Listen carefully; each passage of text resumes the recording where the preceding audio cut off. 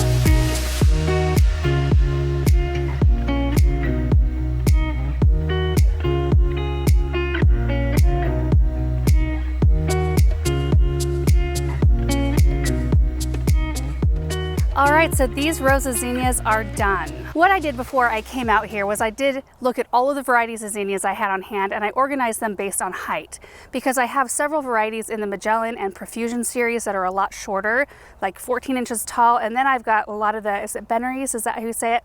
Benaries giant varieties that grow 40 to 50 inches tall, and then a lot of kind of standard varieties that grow right around the 2 to 3 foot mark, and that's what I planted in these 2 rows. I saved the dwarfs and the giants for another spot that I'll show you in a second. This first row I ended up with, I think, 11 or 12 varieties. 1, 2, 3, 4, 5, 6, 7, 8, 9, 10, 11, 12. Some of the varieties I only had about 25 seeds, and others I had 250 seeds, and I didn't plant all of every single variety. And then on this side I ended up with 5 varieties. And this first row proved to be quite a beast, actually. I sprinkled all of my amendments on top of the soil, and I just thought, well, I'll just get down there and make the little rows with my fingers like I normally do, because we worked this soil last year. It's not going to be too compacted. But what I forgot about is that we put a bunch of grass clippings down on all the rows out here, and you know when you've looked at something so many times it just like you stop seeing it, and it didn't even register as I was sprinkling the compost out that I was sprinkling it right on top of the grass, because it's almost the same color as our soil.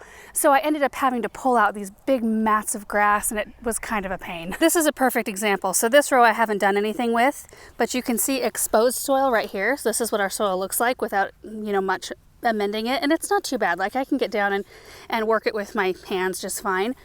But the grass is almost the same color as our native soil, and it created, you know, these big mats, and it's really hard to get through that, and you have to make sure your seed makes contact with the soil. You can't just plant your seeds in a bunch of grass. So when I go to plant this, I need to remember that and work that grass into the soil, which is the whole point, before I go and put a bunch of amendments on it and try to plant in it. Either way, it ended up just fine. It just took me a little bit longer. And then I went along and just did a fine layer of compost over the top.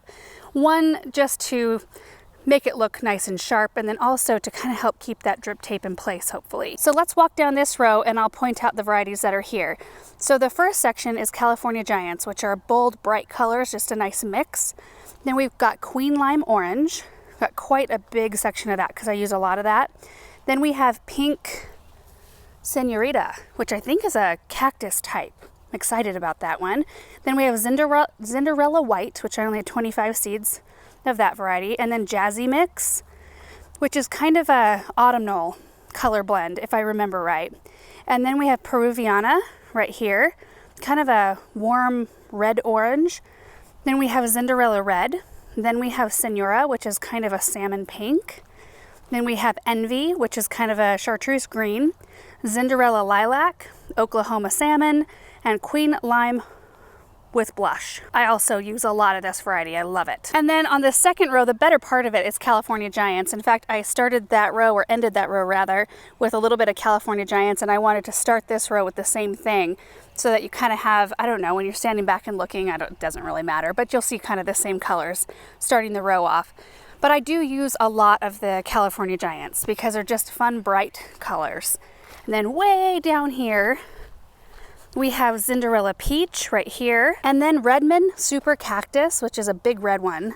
And then Cinderella Orange and Queen Red Lime for the rest of it. So standing back here at the shed, just imagine those 2 rows grown with a bunch of color. It's going to be so fun. In fact, I'm actually thinking about moving these honeyberry pots over here to the shed. I brought these out thinking they were going to be much better scale than they actually are. They're way too dinky. So I got to put those somewhere else. And then these are the varieties we have left. We have Benaries Giant Lilac, Giant Bright Pink, Giant Deep Red, Creamy Yellow Giant Dahlia Flowered, and then we've got Profusion Apricot, Profusion Double Deep Salmon, Profusion Double White, Profusion Lemon, and then all of these are Magellan Salmons. Yep, 5 of those, because there's, like I said, only 10 seeds per pack. And all of those zinnias are going to end up where Paul is, up in that area, so I'll show you that in a second. Aaron's been back behind the orchard fence planting some trees, so I think we should go check up on him. I'm excited to show you these trees. They're really pretty. 4 more red point maples, you guys. This is totally Aaron's project. He thought of it and thought it would be really nice. He talked with our neighbors to make sure they were okay. I mean, they have just a kind of pasture area, I guess. I mean, there's no animals on it, but it's just a natural sort of area that connects to their orchard that's back over that way. And Aaron thought it might be really nice to have some interest back here. Did you finish? Well, that didn't take you very long. I'm over there just planting a couple rows of zinnias while you plant 4 giant trees. Oh, I think I might need to stick a couple up. Okay. So these grow 45 by 35 right here. So it's something that we're going to be, limbing up for sure, because we do use this. You can see we've got a bunch of supplies and stuff back here, but it'll create a nice screen, I think. Yeah. And I actually love the view from the house. You can see the tops of these trees over the orchard fence. That's kind of what I was hoping for. Was it? Yeah, I wanted a backdrop from the house. So these get about 45 feet tall by 35 feet wide, which nearby there's a Corinthian linden. These are our neighbors, and they grow 15. And we've got another one of our red point maples right here. So we should just have like a beautiful backdrop. How was the digging back here? It was surprisingly moist. Really? I was kind of surprised by how dark the soil was. Well, that's weird because there's like no irrigation on either side.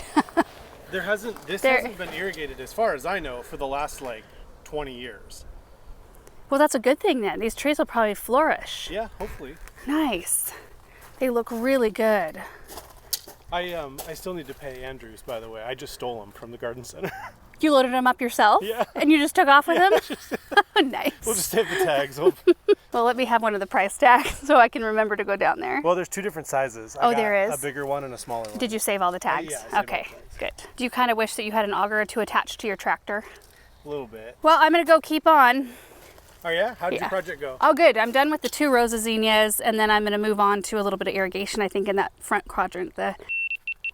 My camera shut off at some point, and I'm not sure at what point that was, but I'm really happy with those maple trees, and I know Aaron is. He's been talking about doing that for a while now. And I came back right up here so that we could take a look over the orchard fence, see what they look like. There's the canopy of one, the canopy of another. Oh, and the canopy of the third one, kind of right back in there. So with those trees getting 45 feet tall, I mean, the orchard trees will be, 15-ish feet. So then we'll have another layer back there. A beautiful big backdrop of green. It's going to be awesome. Okay, so now let's take a look at this space over here. This is where we just planted the 21 tomato plants. And this whole area is where we planted all of our squash, pumpkins, cantaloupe, watermelon last year. I just wanted to take it a little bit of a different direction. One, because I get bored of doing the same thing for too many years. And I want to create a really fun space for the kids. So you can see I've got the Gothic arch trellis. Paul just got this set up today. We had this as the entrance of the cut flower garden 2 years ago when the cut flower garden was over there, when this was all still a field, and it was awesome. So this is 12 feet long, 6 feet wide. We're gonna grow some really fun vines over it, kind of create a little tunnel, but then we're gonna create a bit of a maze around it. So you can see we've got T-posts in. They are in every 8 feet. And then we've got ranch panels going around just the side here, the back, and then this side for now. And if we walk through here, straight back, there's a second layer going in. So see, there's a little pathway right here. Now I do have a sketch, so let me go set this somewhere and we'll kind of take a look at it. Okay, so this is what we're dealing with. This is the big black container. This is the front entrance of the flower garden right here. I'm gonna plant some, I think some credible sunflowers right in here or something, because there is a little bit of a gap between the last ranch panel and the pot. But what I want to do is have a pathway that goes straight to the back, and there'll be a fun, colorful bench in the back. But on the ranch panels, we're going to grow amaranth, millet, sunflowers, all of our tall things. So it'll create a room in this space. And then this second layer of ranch panels right here, kind of creating the L, there will be an opening, of course, so that you can go through, either sit in the bench or take off and walk, through the pathway. And we're going to grow more sunflowers and such on these, probably a little bit shorter ones. So these will be like the 6 to 8 footers along the outside, and then these will be like the 5 to 6 footers. And then I think I'm going to bring in some bricks or something and make little squares and plant all of our corn in here, which gets nice and tall. So it'll create another little walkway in here, kind of just like a closed-in maze kind of feel, which I think will be so fun. And then we're just going to plant 8 pumpkins this year, and probably I don't know if we'll put cantaloupe in here as well. And then right here, so from the arbor over to the ranch panel where it's open up front, we're going to do our layer of tall zinnias, and then in front of them we'll do our layer of short zinnias on both sides. Doesn't that just look like so much fun? I cannot wait. So You know, the zinnias right here will create a really beautiful sort of fence. I mean, because with those tall ones getting 40 to 50 inches tall, that'll create a beautiful block. Right in here is where the vine crops will be. I don't know if I can fit 4. We'll see. We'll see how that goes. But the corn blocks, the blocks of corn will be right in here on either side. When I initially sketched this spot out, I had it much more intense than I think it's actually going to be. I think it'll fit a bunch of crops in here while making it fun and different and fun for the kids, and all of this stuff is collapsible. So we can take it down and move it somewhere else next year. That's the beauty of the whole thing. As far as the pumpkin vines go, I'm excited to be planting less this year, actually. I mean, it was fun to try out all those different types of varieties, but honestly, I found myself gravitating towards the jack-o'-lantern type pumpkins. And I don't know if that's just because we have small kids at home and, you know, we want to make sure that they have pumpkins to decorate, you know, and carve and that sort of thing. And I just don't use the decorative pumpkins quite as much as I always think I'm going to. They're also the most water-hungry, tender plants we grow out here. Everything else in this entire space, we run the drip once a day, even on the hottest day of the summer. Everything's good to go, except for the pumpkins and squash. On those hot days, we've been having to run, or we had to run the drip 3 separate times in a single day for an hour each time. And I don't really want to dedicate an entire section of our garden to keeping vine crops happy, having to dump the water on them like that. Now that might change over time as we add more and more organic matter. I mean, this soil holds on to quite a bit of moisture though, thankfully. So it just really doesn't make sense to me, but it may improve, you know, as we add more stuff in. We've been pretty diligent about putting grass clippings and leaves in this space. Like, we just tilled in a huge layer of it into this space. So it might even be better this year, but I think it'll be good to just scale it back and grow things that aren't quite as water hungry. And it's just really fun to do something different. I've been wanting a reason to put this arbor back up. You guys know I tried to put it up last year behind our fireplace. I got the whole thing pretty much constructed, and then Aaron and he told me the whole time it's not going to fit, and I was kind of wanting to prove him wrong, and he was totally right. It did not fit, not at all. So it just took it apart, and I didn't use it last year. So this winter, when I was thinking about like, where could I use that out in the cut flower garden, I thought that would be a really fun spot for the kids. And let me tell you, Benjamin has come and checked in with me several times today asking when we're going to plant the corn. Super excited about the corn this year. I was thinking we may have a chance to plant the zinnias today, but I think we should get the rest of the infrastructure set up, and we're at the end of the day now, before we go ahead and plant things, because I want it to be easy for Paul and I to walk around with, you know, supplies and things like that. So tomorrow we'll probably get these ranch panels set up, the second L. We'll get the square, you know, the blocks of corn kind of figured out where those are going to go. And then we'll start running our drip system, which we're going to run brown emitter tubing with the holes every 18 inches along the outer fence panels. And then we can tap into that with drip tape and bring our rows over for zinnias, and we can dig down a supply line and bring it up into the corn bed and all that sort of thing. Thankfully, we don't have to worry about getting things super deep, and it's very fluffy because it was tilled. I'm also going to be tying some twine off here so that when we plant our vine crops, they'll have an easier time navigating the wider spots on this trellis. This is meant to be kind of a rose trellis, I think, which, oh my goodness, can you imagine? The thought did cross my mind for about 5 seconds. Like, what if I just left it here and planted some climbing roses? But I think I'll want to move it eventually. And it did turn overcast this afternoon, which has been such a gift. Oh, it's just been so nice because our high today is 89. The high on Sunday is 59. So I think that we have a system moving in. I actually just flipped through this really quick because I thought I might be able to find the initial drawing of this space. I didn't find that one, but I found some really fun other things. This is one of my initial sketches of the west side garden. Look at that. Just a bunch of random things. This is a sketch of the back formal garden. This is one of the ideas I had. So that's a triangle garden. And then this is like a huge rose arch all the way down that garden, or wisteria or something like that. There's our dahlia lineup from last year. The initial sketch of our new property. We're standing right here, right now. The initial sketch of the fence around our first cut flower garden. This is the first job we hired Paul to do, and he just stayed after he put that fence up for us. I mean, this sketchbook goes all the way back to when I was thinking about how to lay out our original raised bed garden. Look at this. Oh, how fun. And in other random exciting news, I've just noticed that our honeyberry, the berries are starting to ripen.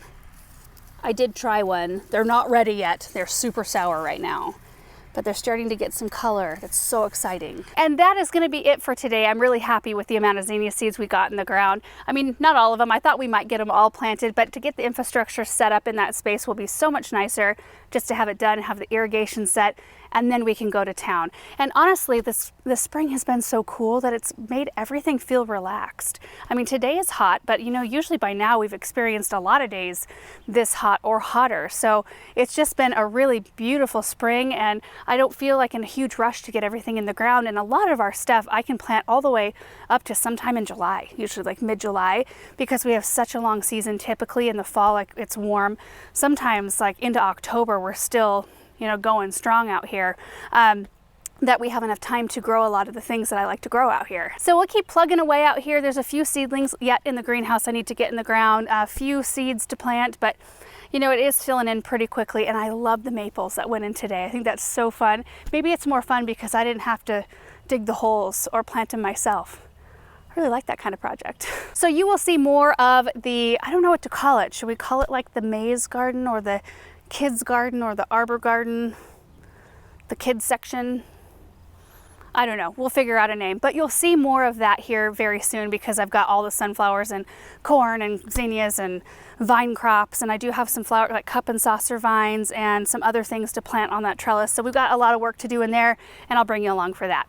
Anyway, thank you guys so much for watching this video. I hope you enjoyed it, and we will see you in the next one. Bye. P.S. I think Mama Duck's actually getting really used to us. She's probably regretting the fact that she made her little nest in here. I thought I would show you her little spot. Hi, Mama. See her right in there. Can't wait to see those baby ducks.